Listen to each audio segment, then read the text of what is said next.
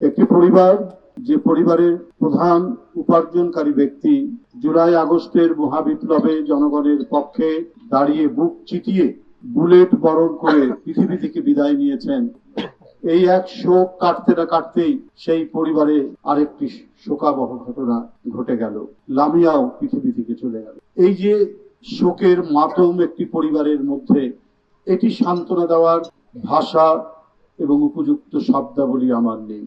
আজকে যে এই প্রত্যন্ত অঞ্চলে গ্রামে এসে আপনাদের সামনে মুক্ত কণ্ঠে দুটি কথা বলার যে সাহস পাচ্ছি, সেই সাহসটুকু জুগিয়েছে জসিমউদ্দিন লামিয়ার বাবা।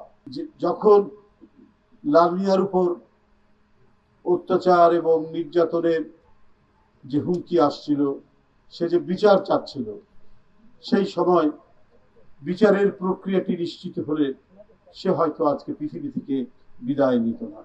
তাই যে জন্য এত ছাত্র তরুণের জীবন চলে গেল, যে বিষয়টি নিশ্চিত করার জন্য ছাত্র শ্রমিকরা তাদের জীবন দিয়েছে, সেটা এখনো কেন বিলম্বিত হবে? অর্থাৎ আইনের শাসন এবং ন্যায় বিচার।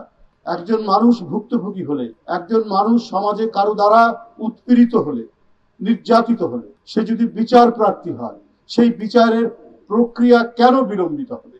এটা আজকে গোটা জাতির প্রশ্ন, এটা আজকে সাধারণ মানুষের প্রশ্ন। লামিয়ার তার যে পৃথিবী থেকে চলে যাওয়া, তার এই যে মৃত্যু, এর মধ্যে দিয়ে গোটা জাতির সামনে একটা বড় প্রশ্ন হয়ে দাঁড়িয়েছে যে জন্য 5ই আগস্টের যে মহাবিপ্লব ঘটলো, সেটা তো কিছু না, সেটা হচ্ছে আমরা গণতন্ত্র প্রতিষ্ঠা করতে চাই। আর গণতন্ত্রের মর্মবাণী কি? গণতন্ত্রের মর্মবাণী হচ্ছে আপনার আইনের শাসন, ন্যায় বিচার প্রতিষ্ঠা করা। আদালত হচ্ছে সেই জায়গা যেখানে মানুষ অন্য কোথাও বিচার না পেয়ে আদালতের আশ্রয় লাভ করে। সেটা হচ্ছে মানুষের সর্বশেষ আশ্রয়ের জায়গা। সেখান থেকে যদি মানুষ বিচ্যুত হয়, সেখান থেকে মানুষ যদি বঞ্চিত হয়, তাহলে সেই সমাজে নৈরাজ্যের কালো অন্ধকার নেমে আসে। সেই সমাজের মধ্যে পরিব্যাপ্ত হয় এক ভয়ঙ্কর হতাশা। ফ্যাসিবাদের পতনের পরে এখনো কেন সেই পরিস্থিতি বিরাজ করবে? এখনো কেন তৃণমূল থেকে, গ্রামগঞ্জ থেকে, পাড়া মহল্লা থেকে জাতীয় পর্যায় পর্যন্ত প্রত্যেকটি জায়গায় যদি স্বস্তি নেমে আসে, তাহলে কেন পাড়ায় মহল্লায়, গ্রামে গঞ্জে, আজকে বখাটে, আজকে সমাজ বিরোধীরা তারা আধিপত্য বিস্তার করবে? সেটার দায়িত্ব জনপ্রশাসনের, সেটা দায়িত্ব সমাজের প্রত্যেকটি মানুষের। তাদের যদি আধিপত্য বিচার করে, গণতন্ত্র কোনোদিনই চিরস্থায়ী হবে না, আইনের শাসন কোনোদিনই চিরস্থায়ী হবে না। এবং জনগণ যাকে নির্বাচিত করবে একটা স্বচ্ছ অবাধ নির্বাচনের মধ্যে দিয়ে, সেই অবাধ স্বচ্ছ নির্বাচন আমরা কোনোদিনই পাবো না যদি জনসমাজের মধ্যে দুর্বৃত্ত দৌরাত্ম্য যদি বাড়তে থাকে এবং তাদের যদি আধিপত্য থাকে।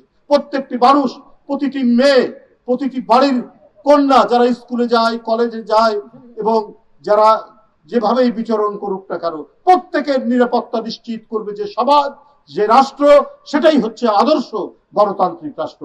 সেটার জন্যই তো আপনার আহনাফ, মুগ্ধ তারা গুলি খাচ্ছে, অথচ তার সতীত্বের জন্য পানির বোতল নিয়ে এগিয়ে গেছে।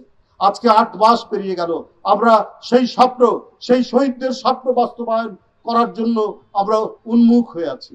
আমরা সেটি বাস্তবায়ন যাতে হয়, সেই জন্য গোটা জাতি তাকিয়ে আছে। বাংলাদেশ হবে একটি শান্তির দেশ, একটি স্বস্তির দেশ। প্রত্যেকটি মানুষ, সে যে পর্যায়েরই হোক না কেন, প্রত্যেকেরই নিরাপত্তা নিশ্চিত হবে।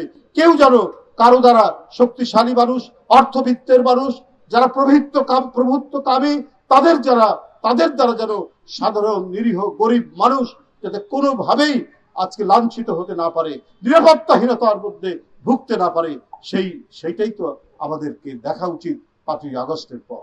তাই যথাসময়ে যথাযথভাবে লামিয়া যখন তার নিরাপত্তার কথা বলছিল, সে যখন বিচার চাচ্ছিল, তার উপর উৎপীড়নের সেই বিচারিক প্রক্রিয়া ত্বরান্বিত হলে আজকে হয়তো তার জীবনটি চলে যেত না। আল্লাহ যেন লামিয়ার বেহেশত নসিব করেন।